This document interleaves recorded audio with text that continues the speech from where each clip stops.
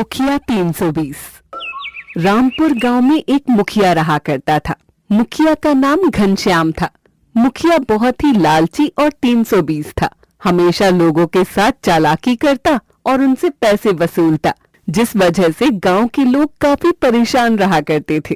एक बार गांव में चोरी हो गई। सभी लोग मुखिया के पास आए। मुखिया को जब पता लगा तो उसने कहा, किसके घर पर चोरी हुई है? मुखिया जी, मेरे घर पर चोरी हुई है। चोर सारा धन ले गए।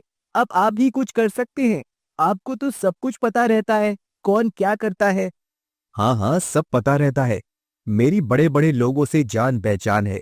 मैं तुम्हारा पैसा वापस ला सकता हूँ, पर मेरी एक शर्त होगी। क्या शर्त है मुखिया जी? तुम्हें जब तुम्हारा धन वापस मिलेगा तो उसमें से आधा धन तुम्हें मुझे देना पड़ेगा। ये आप क्या कह रहे हैं?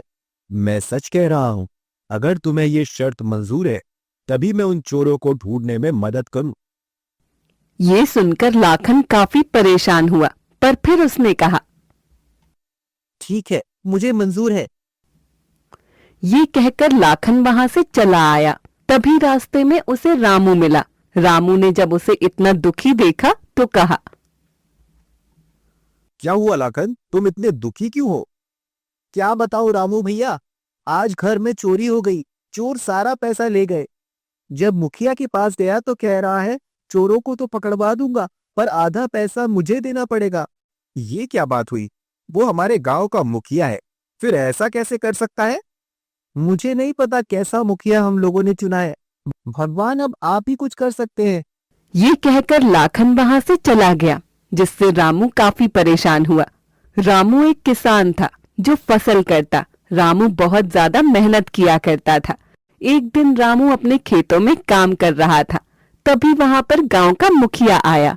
मुखिया खेतों में जाकर पता कर रहा था किसकी कैसी फसल हुई। तभी उसकी नजर बिरजू पर गई। बिरजू की फसल देखकर उसने कहा, अरे वाह बिरजू, इस बार तो फसल बहुत अच्छी हुई। मुखिया जी, ये सब बस भगवान की मेहरबानी है।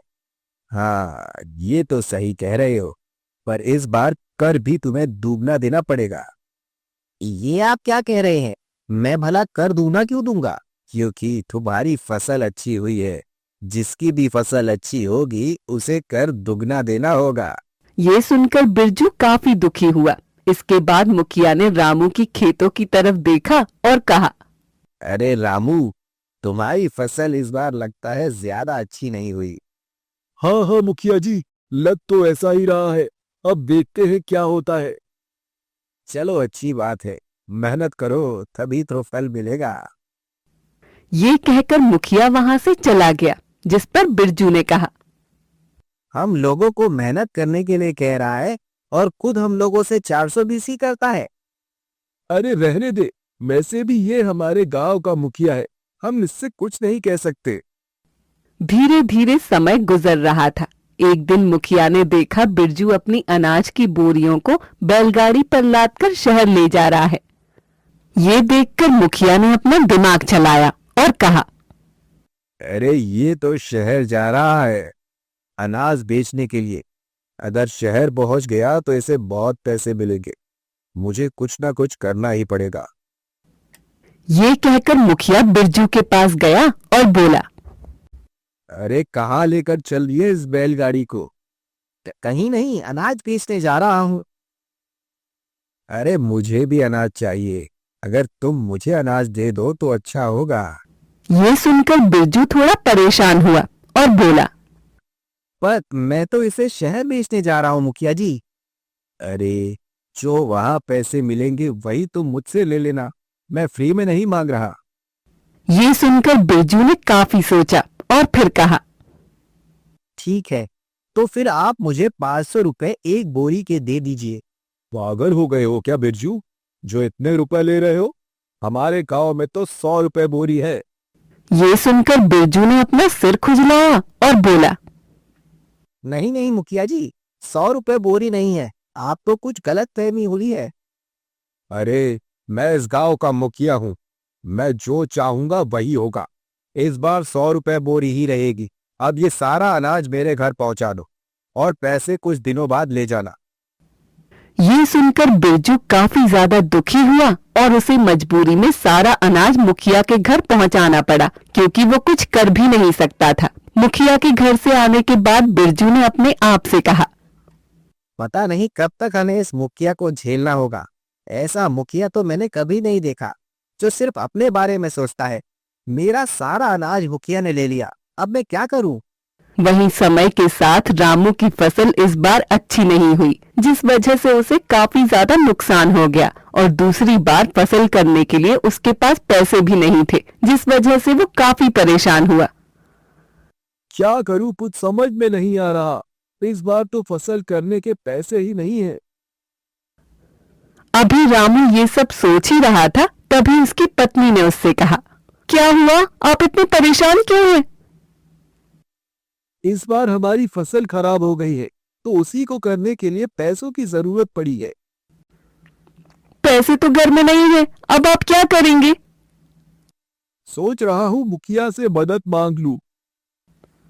जैसा आपको सही लगे आप वैसा कर लीजिए। ये सुनकर वो मुखिया के पास आया और बोला, मुखिया जी, मुझे कुछ पैसे चाहिए, मैं आपको कुछ दिनों में लौटा दूंगा। क्यों, क्या हो गया रामू? तुम्हें अचानक पैसों की जरूरत क्यों पड़ गई? मेरी इस बार पूरी फसल खराब हो गई, इसी वजह से। ठीक है, पैसे तो मैं तुम्हें दे दूंगा, पर तुम्हें इसके लिए कुछ गिरवी रखना पड़ेगा। क्या गिरवी? पर मेरे पास तो कुछ नहीं है मुखिया जी। अब इस तरह मैं तुम्हें पैसे नहीं दे सकता जब तक तुम कुछ गिरवी नहीं रखोगे। ऐसा करो, तुम अपना मकान गिरवी रख दो, मैं तुम्हें पैसे दे रहा हूं। फसल अच्छी हो जाए तो उसे बेचकर पैसा दे देना और अपना मकान मुझसे छुड़ा लेना। ये सुनकर रामू सोच में पड़ गया। काफी सोचने के बाद उसने मुखिया के पास अपना मकान गिरवी रख दिया और पैसे लेकर आ गया और मन लगाकर फसल करने लगा। कुछ ही दिनों में रामू की फसल काफी अच्छी हुई, जिस पर रामू बहुत खुश हुआ और अपने आप से बोला, लगता है इस बार फसल काफी अच्छी होगी। बस भगवान आपकी कृपा इसी तरह बनी रहे, जिससे मैं मुखिया के सारे पैसे चुका दूं। वहीं दूसरी तरफ मुखिया शाम के समय बिरजू के खेतों की तरफ घूमने आया। उसके खेतों को हरा भरा देखकर मुखिया काफी ज्यादा परेशान हुआ और घर आने पर उसने अपने आप से कहा, नहीं, ये नहीं हो सकता। अगर रामू की फसल अच्छी हो गई तो वो मुझे पैसे वापस कर देगा और अपना मकान ले लेगा। उसका मकान तो बहुत कीमती है, मुझे कुछ करना पड़ेगा। यही सोचकर मुखिया ने एक योजना बनाई। रात के समय सभी लोग सो रहे थे, तभी अचानक रामू के खेत में कुछ आदमी घुस गए और उन्होंने फसल को खराब कर दिया। अगली सुबह जब रामू उठा तो उसकी आधी फसल खराब हो चुकी थी। ये देखकर वो काफी दुखी हुआ। ये कैसे हो गया? मेरी फसल कैसे खराब हो गई? मेरी फसल तो बहुत अच्छी थी। भला ऐसा कौन हो सकता है जिसने मेरी फसल बर्बाद कर दी? मुझे पता करना होगा। ये कहकर वो घर आ गया। जब उसकी पत्नी सीमा ने उसे इतना परेशान देखा तो कहा, क्या हुआ, आप इतने परेशान क्यों लग रहे हैं? सब कुछ ठीक तो है ना? कुछ ठीक नहीं है। जब मैं खेतों पर गया तो मैंने देखा हमारी फसल किसी ने जानबूझकर खराब कर दी है। क्या, जानबूझकर खराब कर दी? पर भला ऐसा कौन कर सकता है? आपको किसी पर शक है? नहीं, मुझे तो किसी पर शक नहीं है। और भला गांव के लोग मेरी फसल क्यों खराब करेंगे? आप ऐसा कीजिए, गांव वालों से बात करिए, शायद कुछ पता चल जाए। हाँ, तुम बिल्कुल ठीक कह रही हो। मुझे इस बारे में गांव वालों से बात करनी ही पड़ेगी। ये कहकर रामू गांव वालों के पास आया और उन्हें सारी बात बताई, जिसे सुनकर बिरजू ने कहा, तुम्हें किसी पर शक तो नहीं है रामू? मुझे तो भैया किसी पर शक नहीं, इसीलिए तुम लोगों के पास आया हूँ। क्या तुम लोगों ने तो मेरी फसल खराब नहीं कर दी? अरे रामू, कैसी बात कर रहे हो? हम सब किसान हैं, हमें पता है फसल कितनी मेहनत से होती है, पर तुम्हारी हम फसल क्यों खराब करेंगे? तो भला ये किसका काम हो सकता है? तुम चिंता मत करो, जिसका भी काम होगा हम लोग आज रात उन्हें पकड़ लेंगे। ये सुनकर रामू काफी ज्यादा खुश हुआ। धीरे धीरे रात हुई। इस पर रामू ने कहा, हम लोग खेतों में ही छुप जाते हैं, वो लोग आएंगे तो उन्हें पकड़ लेंगे। हाँ, तुम बिल्कुल ठीक कह रहे हो। और ऐसे छुपना जिससे उन्हें हम लोग दिखाई ना दे। ये कहकर वो सभी लोग खेतों में छुप जाते हैं। कुछ देर बाद रामू के खेतों में कुछ आदमी आए। आदमी धीरे धीरे आगे बढ़ रहे थे। उन्होंने इधर उधर देखा तो वहाँ पर कोई नहीं था। अरे यहाँ पर तो कोई नहीं है, जल्दी से सारी फसल खराब कर देता हूँ। वही रामू चुपचाप ये सब देख रहा था और वो जोर जोर से चिल्लाना शुरू कर देता है। अरे पकड़ो पकड़ो, यही है जो फसल खराब कर रहा है, जल्दी पकड़ो वरना ये भाग जाएगा। ये सुनकर आदमी काफी ज्यादा घबरा गए और भागने की कोशिश करने लगे, पर गांव वालों ने उन्हें पकड़ लिया, जिस पर बिरजू ने कहा, अरे कहाँ भाग रहा है? तुझे यहाँ किसने भेजा है? क्यों रामू की फसल खराब कर रहे हो? हम लोगों ने कुछ नहीं किया है, हम लोगों को छोड़ दो। ऐसे कैसे छोड़ दे? सच सच बता किसने भेजा, वरना हम तुम लोगों को मार डालेंगे। नहीं नहीं, हमें मत मारो, हम लोगों ने ये सब मुखिया के कहने पर किया है। क्या? मुखिया के कहने पर? पर मुखिया ये सब क्यों करवा रहा है? मुझे नहीं पता, उसी ने कहा था रामू की फसल को बर्बाद कर दो। ये सुनकर रामू काफी हैरान हुआ और फिर उसे समझ आया कि मुखिया उसका घर हथियाना चाहता है और उसने गांव वालों से कहा, चलो हमें मुखिया के घर चलना चाहिए। हाँ हाँ, पता तो लगे आखिर मुखिया ने ऐसा क्यों करवाया।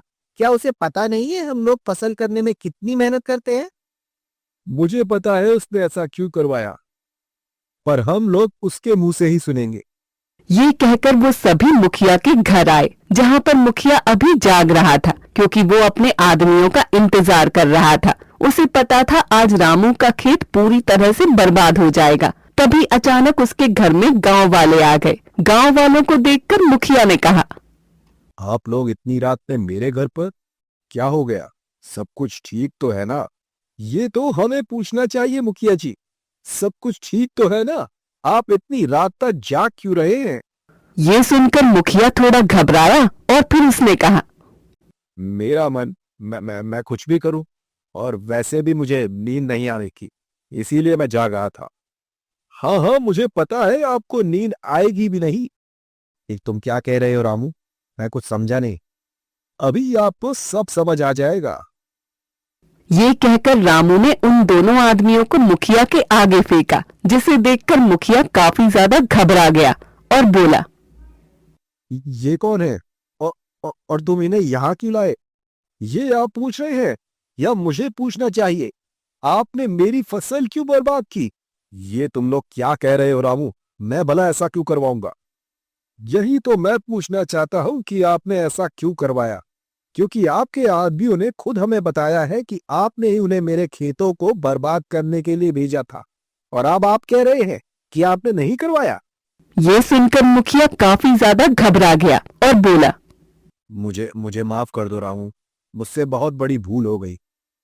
नहीं, आपसे भूल नहीं हुई, आप तो हमेशा से ही ऐसा करते आए हैं। हाँ हाँ रामू एकदम ठीक कह रहा है, मेरी फसल भी लेकर मुझसे पैसे नहीं दिए। आपको इस गांव में रहने का कोई हक नहीं। हाँ, हमें ऐसा मुखिया नहीं चाहिए जो सिर्फ अपना फायदा देखे और हम लोगों का पेट काटे। हाँ, हमें ऐसा मुखिया नहीं चाहिए। चलो निकलो इस गांव से, हम तुम्हें यहाँ नहीं रहने देंगे। हाँ, बिरजू एकदम ठीक कह रहा है, निकालो इसे, निकालो। हम ऐसा मुखिया नहीं चाहते हैं। ये सुनकर मुखिया काफी ज्यादा दुखी हुआ और बोला, नहीं, मुझे मत निकालो, मैं आगे से ऐसा नहीं करूंगा। हमें तुम पर विश्वास नहीं है, क्योंकि तुमने हमारे साथ विश्वासघात किया है। निकल जाओ हमारे गांव से। ये कहकर सभी गांव वालों ने मुखिया को मिलकर गांव से निकाल दिया। मुखिया काफी ज्यादा दुखी हुआ, पर वो कुछ नहीं कह पाया। वहीं अब गांव वाले बहुत ज्यादा खुश थे। इसके बाद उन्होंने रामू से कहा, आज तुम्हारी वजह से रामू हमने इस मुखिया को सबक सिखा पाया है, वरना ये पता नहीं कब तक हमारे साथ 420 करता रहता। अरे मैं भी कभी भी इस मुखिया की सच्चाई नहीं जान पाता, वो तो आप लोगों ने मदद की, इसीलिए मुखिया की सच्चाई सामने आ गई। वैसे कुछ भी हो, रामू ने तो मजा कर दिया, और मैं चाहता हूँ कि अब हमारे गांव का अगला मुखिया रामू ही बने, क्योंकि रामू बहुत ही होशियार है। हाँ, क्यों नहीं, बिरजू एकदम ठीक कह रहा है। ये सुनकर रामू काफी ज्यादा खुश हुआ और इसके बाद सभी गांव वालों ने रामू को अगला मुखिया बना दिया। अब रामू आराम से गांव वालों की मदद किया करता था।